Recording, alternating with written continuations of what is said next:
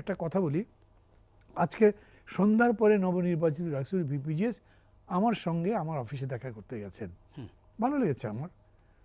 আমি ঠিক জানি না যে অন্য কেউ জিতলে এরকম করে আসতেন কিনা, আমি অ্যাসপারশন করছি না কারোর প্রতি, কিন্তু তারা আসছে আমার ভালো লাগছে। সঠিক। আমাকে এসে বললো যে দেখেন আপনি মানে ইত্যাদি ইত্যাদি, আপনি দুইবার তিনবার ছিলেন, আপনার এত অভিজ্ঞতা আছে, তাই আপনার দোয়া নিতে আসলাম, আরও আসবো মাঝে মাঝে পরামর্শ ইত্যাদির জন্য। এটাই তো একটা নতুনত্ব। হ্যাঁ, এগুলো বললেন। অতীতে তো এরকম কোনো বলবার পরে আমি তাদেরকে যখন বলছিলাম যে এই অভ্যুত্থানের স্পিরিট, এই তার মধ্যে রাজনীতির কথা আসছে, তখন বললো না, রাজনীতি হয়তো পার্থক্য থাকতেই পারে, কিন্তু ডাকসু হিসেবে ছাত্রদের স্বার্থের প্রশ্নে আমরা তো একসাথে কাজ করতে পারি।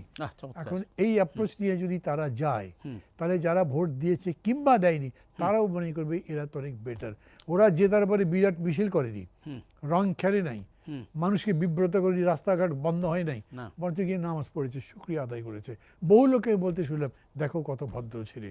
মানে আমি এখন বলছি, কারো শুরু করছে ও আচ্ছা, মান্না হয়ে খুব প্রশংসা শুরু করে দিয়েছে, বিপিনুরের কাছেও হাসপাতালে তারা গিয়েছে। হ্যাঁ গেছে, সেই তো বলছি।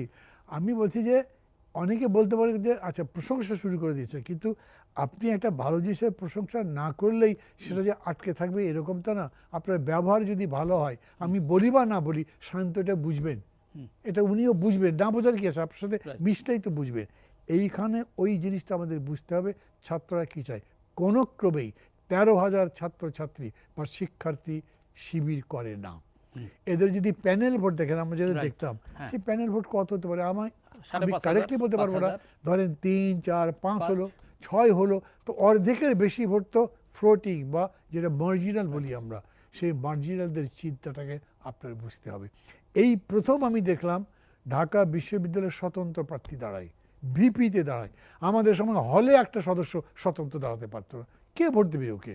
স্বতন্ত্র আবার প্রার্থী কি ডাকসুর মধ্যে, কত বড় দায়িত্ব। স্বতন্ত্র তার কোনো দল নেই, কোনো কমিটমেন্ট নাই, সে হতে পারে, কিন্তু দাঁড়াচ্ছে এবং মনে করছে আমি একটা সেলিব্রিটি, আমার এত ফলোয়ার আছে, আমার ফ্যান পেজ এত, ইত্যাদি ইত্যাদি। এগুলো তাদের কাছে মানে বিবেচ্য বিষয়। আমরা যে আইটি জেনারেশন এখন দেখছি, এইটা আমরা আমাদের সময় দেখি নাই। এই জন্য আমি মনে করি অনেক কিছুই নতুন করে ভাববার আছে। এই যেগুলোর কথা বললেন সেগুলো তো তারা